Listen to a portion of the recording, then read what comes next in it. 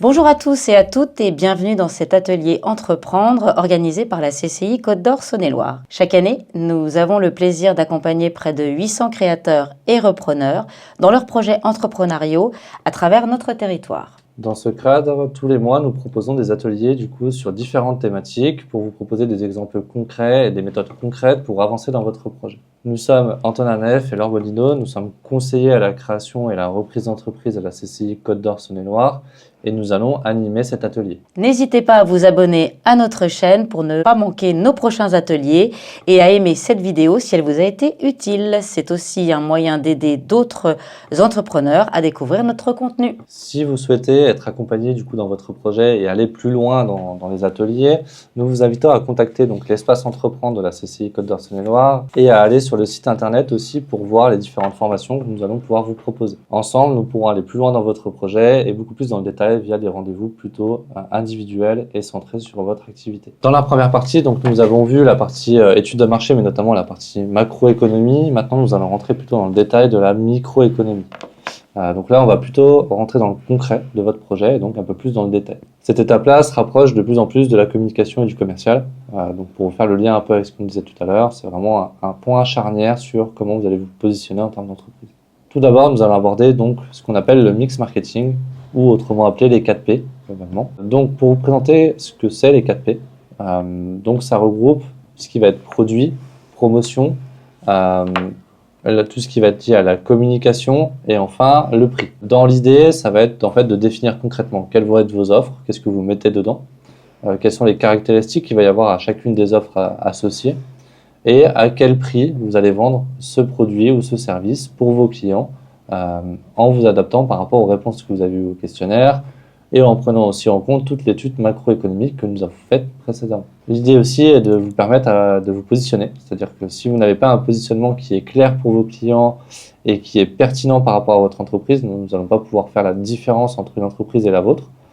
Et donc cela va vous permettre de vous différencier, de progresser et aussi d'être clair dans votre message de communication. Le positionnement correspond aussi à l'état d'esprit et à l'esprit que vous voulez occuper dans la tête du consommateur. Donc c'est hyper important de bien définir son positionnement et de savoir où vous allez. Ici, nous allons prendre toujours le même exemple de la restauration et du food court. Donc je vais passer la main à Laure pour qu'elle vous présente un peu les 4P que nous avons imaginés pour cette activité. Donc, comme tu le disais Antonin, les 4P concernant l'exemple du food court, on va commencer déjà par les produits. Donc là, on vous montre un exemple, un plan.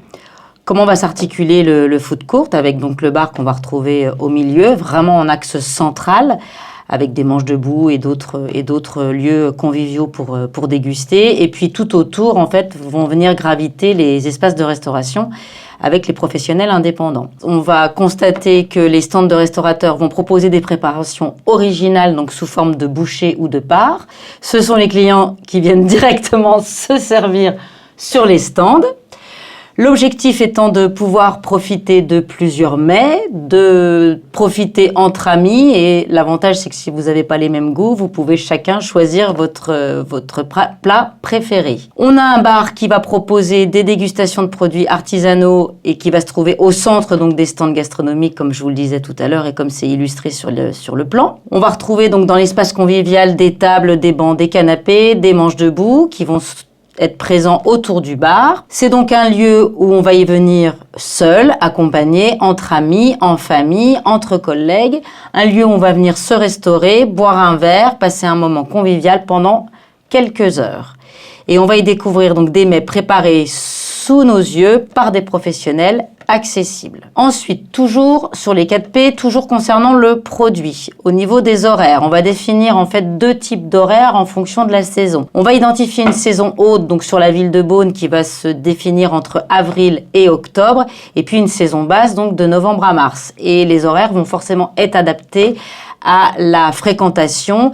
Bien évidemment, la fréquentation étant plus importante sur la saison haute que la saison basse. Donc on va décider d'ouvrir le lundi soir en saison haute, mais pas en saison basse.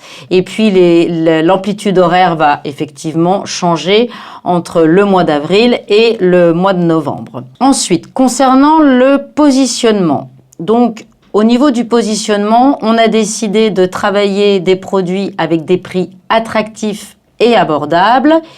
dans un endroit qui soit chaleureux et convivial, avec un choix de produits culinaires qui sont très variés, une carte des vins de différentes régions de France, donc également très variée aussi.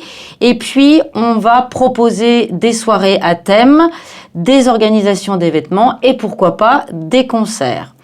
Au niveau des valeurs, et ce sur quoi on va communiquer notamment, on va être sur des valeurs d'éco-responsabilité, de convivialité et de prix abordables. Concernant le prix, donc toujours dans nos 4P, le tarif donc des restaurateurs, on va fixer un tarif de loyer puisque ce sont des professionnels indépendants qui vont nous verser un loyer tous les mois. Donc on a défini le paiement d'un loyer pour l'emplacement qui va se situer aux alentours de 50 € par mètre carré et par mois. Va s'ajouter à cela une commission sur le chiffre d'affaires qui va être aux alentours de 10% et qui vont inclure les charges de fonctionnement. Ça, c'est pour les restaurateurs. Et puis pour les clients finaux, ce sont donc bien évidemment le paiement des plats qui va s'effectuer directement sur les stands des restaurateurs et au bar. On va être sur des tarifs de consommation compris entre 5 et 20 €. Toujours concernant les 4P et là en ce qui concerne la promotion, on va établir une campagne de communication notamment via la presse locale, les réseaux sociaux bien évidemment, et on en a parlé tout à l'heure dans l'étude macroéconomique, Instagram et Facebook, ça va de soi, un site internet également, des panneaux publicitaires qui vont être répartis à travers la ville et aussi au-delà, puisque je rappelle que Beaune est une zone extrêmement touristique. On va se servir aussi du bouche à oreille et la communication faite par les restaurateurs eux-mêmes via leurs réseaux sociaux individuels. Maintenant que nous avons parlé de cet exemple avec les 4P, dans les 4P, nous avons parlé du prix. Il y a un point important à envisager, c'est que vous avez une cible. Donc, vous avez segmenté votre clientèle et donc à partir de ce moment-là, il y a un prix qu'on appelle psychologique en fait, qui va être le prix maximum auquel le client est prêt à payer. Ça va être très important pour vous de le définir pour savoir aussi sur quoi vous allez pouvoir communiquer et jouer au niveau marketing pour convaincre votre client de consommer. En fait, le prix psychologique existe toujours. C'est le fameux 19,99 et 99 centimes à chaque fois que vous entendez derrière. Ça marche toujours aussi bien et c'est toujours une bonne solution pour attirer les clients et les convertir. C'est aussi pour ça qu'on avait bien fixé nos prix entre 5 et 20 €. C'est pour jouer sur cette marge-là et donc psychologiquement ne pas dépasser un prix de plat qui est trop élevé et sur lesquels les gens ne sont pas prêts à dépenser en fait pour pouvoir toucher à différents plats au sein du food court. Est-ce qu'à partir d'une étude de marché, on peut faire un chiffre d'affaires? Tout à fait. Nous pouvons calculer et déduire du coup un chiffre d'affaires. Pour cela, nous avons différentes méthodes. Je vais vous présenter globalement la principale sur laquelle on va s'intéresser et Laure vous expliquera avec l'exemple un peu comment on va pouvoir le modéliser et comment ça va pouvoir se présenter. L'idée principale est de prendre une estimation de la taille de votre marché. Donc là, deux approches. Soit vous partez du principe que vous partez sur votre capacité de gestion. Combien de personnes je me sens capable de gérer en termes de flux ou en termes de rendez-vous clients pour pouvoir ensuite calculer votre chiffre d'affaires à partir d'un prix moyen que vous aurez estimé. Et donc, en fait, en faisant le multiplicateur de votre prix moyen par rapport à votre nombre de clients et en multipliant évidemment par le nombre de jours dans lequel vous allez travailler, vous allez pouvoir estimer un premier chiffre d'affaires. Deuxième méthode un peu différente, plutôt de partir du nombre de clients que je peux gérer, je vais plutôt partir de toutes les charges que je vais avoir à gérer.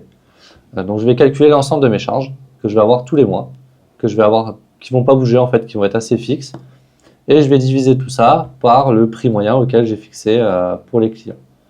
Et en faisant ça, je vais avoir l'estimation du nombre de clients nécessaires par mois pour ensuite tout remultiplier sur la valeur à l'année, pour savoir le chiffre d'affaires minimum à atteindre pour avoir une rentabilité approche de zéro. Nous allons donc voir avec l'exemple que nous avons apporté du food court ce que ça peut donner en termes de calcul de chiffre d'affaires. Donc pour vous aider à synthétiser tout ce que Antonin vient de vous dire, on vous propose en fait de présenter l'estimatif sous forme de tableau. Donc là, on est sur un outil de présentation qui va vous permettre déjà d'y voir un petit peu plus clair sur votre estimatif de chiffre d'affaires en termes de panier moyen, répartis selon les moments de la journée, les jours, et puis en fonction des clients et de la quantité des clients qui vont venir chez vous. Et ça va vous donner un estimatif de chiffre d'affaires. Pour être un petit peu plus clair quant à notre exemple de food court, on a décidé d'identifier à l'année 25 000 clients.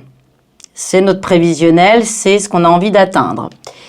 Je vous rappelle qu'on a décidé de saisonnaliser, c'est-à-dire de décider qu'on a une saison haute d'avril à octobre et une saison basse de novembre à mars. Très important pour la prévision du chiffre d'affaires, puisque bien évidemment, le chiffre d'affaires ne sera pas le même en fonction de la saisonnalité. Et donc, on a décidé d'estimer à 70% la répartition du chiffre d'affaires en saison haute et à 30% en saison basse. Ce qui fait qu'en fait, vous allez calculer votre chiffre d'affaires en prenant le nombre de clients estimatifs multiplié par le panier moyen que vous avez défini. Pour notre exemple, on est sur 25 000 clients, on est sur un panier moyen de 20 € par client, ce qui nous donne un prévisionnel de chiffre d'affaires de 500 000 € pour l'année 1. L'important pour cette déduction du chiffre d'affaires, ça va être aussi de vous fixer des objectifs. Qu'est-ce que vous voulez atteindre et que ces objectifs soient assez réalistes aussi et atteignables. En fait, c'est la partie la plus délicate de la création d'entreprise, c'est de pouvoir se projeter sur un chiffre d'affaires avec des objectifs plutôt réalistes, on va dire. Dans l'idée, c'est de traduire en fait en chiffres la valeur de votre offre par rapport aux objectifs que vous avez fixés. En termes d'objectifs, il y a 3 principes assez basiques. Il faut que vos objectifs soient réalistes, qu'ils soient mesurables, et enfin, vous puissiez avoir une limite dans le temps. Si votre objectif n'est pas limité dans le temps, ce n'est pas un objectif, c'est juste un terme à rechercher. Donc, voilà, dans l'idée, pour finir sur le chiffre d'affaires, il faut vous implémenter tout ça, donc de vos objectifs, de vos clients, de votre panier moyen, de votre prix psychologique et de votre offre, pour pouvoir le calculer. En parallèle de ça, et en complément de ça, il faut aussi vous intéresser au lieu d'implantation que vous allez avoir. Donc là, nous parlions de Beaune, donc il y a plusieurs caractéristiques à regarder quand même quand vous allez vouloir vous implanter. Là, nous allons parler principalement des personnes qui vont chercher un local. Ce point d'implantation est aussi important pour les personnes qui vont faire du service. Si on prend le cas d'un local, déjà, il y a des points de vigilance à avoir sur tout d'abord le bail commercial, à combien il se fixe et comment il fonctionne. De connaître aussi les règles en termes d'accessibilité. Nous avons parlé dans la première partie de toute la réglementation. Renseignez-vous aussi de la réglementation au niveau des locaux, quelles sont celles à respecter. Il faut aussi faire un constat, donc là ça marche pour les commerces comme pour le service, de savoir l'attractivité de la zone. Est-ce que votre zone, il y a du monde qui passe? Est-ce que c'est quelque chose de vivant? Ou est-ce que c'est plutôt une ville qui est en tendance de perte de vitesse? Et enfin, il faut connaître le contexte de votre zone de chalandise. Où sont mes clients principaux et sur quel kilomètres ou sur quel temps je les estime pour pouvoir me positionner correctement sur le marché. Voyons tout ça du coup avec l'exemple du food court. Donc si on reprend notre exemple de food court donc sur la ville de Beaune, nous, notre exigence en termes d'implantation, et ça on y tient énormément, on veut absolument que notre food court soit situé en centre-ville puisque c'est là où tout se passe en termes de flux et notamment en termes de flux touristiques. Bien évidemment, dans une rue piétonne, avec une terrasse et à proximité et des parkings et des autres commerces. On ne veut surtout pas être isolé. Ce qui est très important en termes de choix de lieu, c'est aussi la qualité du lieu et du local qu'on va choisir. Bien évidemment, il faut aussi faire l'évaluation des travaux éventuels qui vont nous être incombés, le prix du loyer et le prix de la taxe foncière. Ce qui est très important aussi de regarder, outre notre local, c'est dans quel environnement il va évoluer et surtout où vont se trouver nos concurrents directs et indirects qu'on a identifiés en amont dans l'étude macroéconomique. Maintenant, abordons un autre sujet hyper important et peut-être le plus important globalement de l'entreprise, qui est l'expérience client. Quelle est l'expérience que vous allez vouloir donner à votre client ? En fait, pour donner une définition assez claire, l'expérience client désigne l'ensemble des émotions que vous allez faire passer à votre client et les souvenirs qui vont être ancrés dans sa tête. Le résultat est l'ensemble des interactions que vous allez avoir avec lui. Donc que ce soit avant, pendant ou après votre prestation ou après votre vente de produit. Il est important du coup de valoriser et de prendre en compte aussi que cette expérience peut varier selon le secteur d'activité dans lequel vous êtes et selon aussi votre personnalité. L'expérience client est aussi le moyen de satisfaire vos clients, de les fidéliser et d'augmenter aussi votre nombre de clients par du bouche à oreille, par de l'efficacité et donc de diminuer aussi vos charges de communication. Il y a 5 types de différentes expériences clients. Il y a l'expérience d'anticipation, c'est-à-dire tout ce qui va être lié à la communication et comment vous faites venir vos clients. Il va y avoir tout ce qui est lié à l'expérience d'achat, donc tout ce qui va être toute la période au moment où le client va être présent avec vous, comment vous faites en sorte que tout se passe bien et qu'il soit heureux pendant l'achat. L'expérience de livraison, si jamais vous faites de la livraison, ça va être important de savoir comment ça se passe et comment vous faites un suivi entre votre entreprise et le client final. Une expérience d'utilisation, comment le consommateur va percevoir le produit que vous avez et est-ce qu'il est facile à utiliser et facilement compréhensible. Et enfin, le dernier point assez important, c'est l'expérience donc de service client SAV globalement, qui est si jamais j'ai un problème, si jamais mon client a un problème, comment je résous son problème d'une manière assez pertinente pour le satisfaire et garder la fidélisation client. Nous allons regarder un peu ce qu'on peut faire donc dans le avant, pendant, après pour l'exemple du food court avec Laure. Donc, concernant cette expérience client, si on se positionne avant la vente, qu'est-ce qu'on va décider de mettre en place? Déjà, une communication dans la presse locale ainsi que sur les réseaux sociaux. Très important. Et ça, il faut l'anticiper avant même l'ouverture de notre projet. On va aussi démarrer ce qu'on appelle le bouche à oreille des premiers clients. N'oubliez pas, on va se servir du questionnaire notamment pour avoir nos premiers contacts et nos premiers fichiers clients. C'est aussi par ce biais-là qu'on va pouvoir commencer à développer notre bouche à oreille. Et puis surtout, toujours en amont de l'ouverture, on va multiplier notre présence et la présence de nos partenaires restaurateurs indépendants sur les événements de la commune, de la région également, telles que des démonstrations culinaires à la Cité des Vins ou d'autres dégustations dans d'autres endroits. On a le choix en Bourgogne. Ça, c'est avant l'ouverture. Pendant l'ouverture et pendant la mise en place, au début de la mise en place et tout au long de la mise en place de notre projet, de notre activité. On va miser surtout sur l'accueil chaleureux. Au niveau de la musique, on va être sur un fond sonore doux, type jazz, sauf quand il y a des événements particuliers et des concerts, où là, ça va être plus sur des thématiques précises. On va accentuer notre expérience client, notamment sur la décoration, autour de la nature. Je vous rappelle que nos valeurs sont l'éco-responsabilité notamment. Donc, on va miser cette décoration autour de la nature et de l'authenticité bourguignonne.